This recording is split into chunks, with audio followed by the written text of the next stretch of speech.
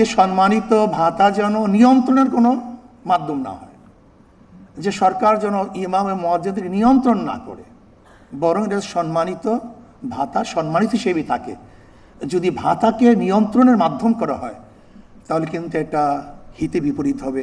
কোরআন ও হাদিসের খেলাফ যতক্ষণ তারা কথা না বলবে ততক্ষণ পর্যন্ত যেন তাদেরকে বাধা না দেওয়া হয়। একজন ইমামকে দেখা যায় সভাপতি সাহেব সালাম না দেওয়ার কারণে তাকে বিদায় দিয়ে দেয়, এটা সম্মানিত না করার কারণে তাকে বরখাস্ত করে, হয়তো বাজারটা ঠিক মতো মুয়াজ্জিন সাহেব সেক্রেটারি সাহেবের বাড়ি পৌঁছানো না কারণে তাকে বরখাস্ত করে দেয়।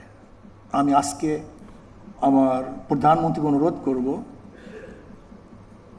একটা নির্দিষ্ট নীতিমালা থাকা চাই যে কোন কারণে তাকে বরখাস্ত করা হবে। মাশাআল্লাহ, আলহামদুলিল্লাহ, জাযাকাল্লাহ। কেন বরখাস্ত করা হবে?